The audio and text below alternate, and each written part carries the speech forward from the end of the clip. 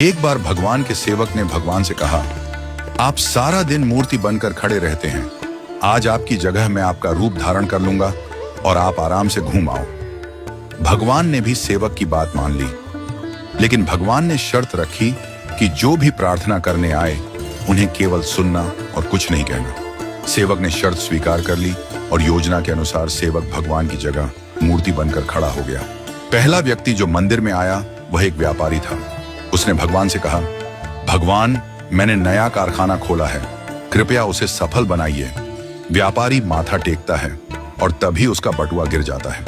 वह बटुआ गिराकर बिना देखे चला जाता है। सेवक बेचैन हो जाता है और सोचता है कि व्यापारी को बता दे कि उसका बटुआ गिर गया है, लेकिन भगवान की शर्तों के अनुसार वह कुछ नहीं कहता। कुछ समय बाद एक गरीब आदमी आता है और भगवान से कहता है, भगवान, घर में खाने के लिए कुछ नहीं है, कृपया हमारी मदद करें। भगवान के सामने बटुआ पड़ा होता है। वह गरीब आदमी भगवान का धन्यवाद करता है और बटुआ उठाकर चला जाता है। फिर एक नाविक आता है और कहता है, भगवान, मैं 15 दिनों के लिए समुद्र की यात्रा पर जा रहा हूं, कृपया मेरी यात्रा में कोई समस्या ना हो। ठीक उसी समय व्यापारी पुलिस के साथ आता है और कहता है, यह नाविक मेरा बटुआ चुराकर भागा है। पुलिस नाविक को पकड़ कर ले जाती है। इस बीच सेवक बोल पड़ता है, बटुआ गरीब आदमी ने चुराया है। इसके बाद गरीब आदमी को पकड़कर जेल भेज दिया जाता है। रात को भगवान लौटते हैं और सेवक खुशी खुशी पूरा किस्सा सुनाता है।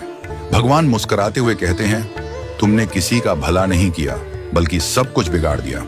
वे आगे कहते हैं, व्यापारी का बटुआ गिरना कोई बड़ा नुकसान नहीं था, वह गलत धंधा करता है, और अगर उसका बटुआ गरीब आदमी को मिल जाता तो उसके बच्चों को भोजन मिलता और उसकी परेशानियां दूर हो जाती।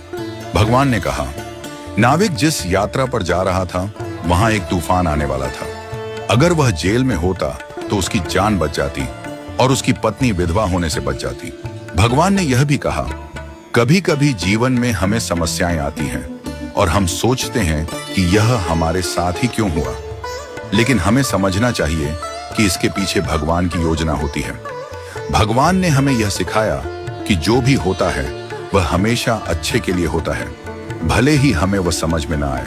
इस कहानी से यह शिक्षा मिलती है कि हमें भगवान पर विश्वास रखना चाहिए और जो भी घटनाएं घटित होती हैं उन्हें अच्छे के लिए मानकर स्वीकार करना चाहिए। भगवान की योजना हमेशा हमारे भले के लिए होती है और कभी कभी हमें उस योजना को समझने में वक्त लगता है। हमें हमेशा यह मानकर चलना चाहिए कि जो भी होता है वह हमारे भले के लिए ही होता है और हमें उसमें भगवान की मर्जी को स्वीकार करना चाहिए। हमें कभी भी किसी स्थिति में निराश या हताश नहीं होना चाहिए, क्योंकि हर घटना के पीछे कोई ना कोई गहरी योजना होती है जो हमारे जीवन को बेहतर बनाने के लिए होती है।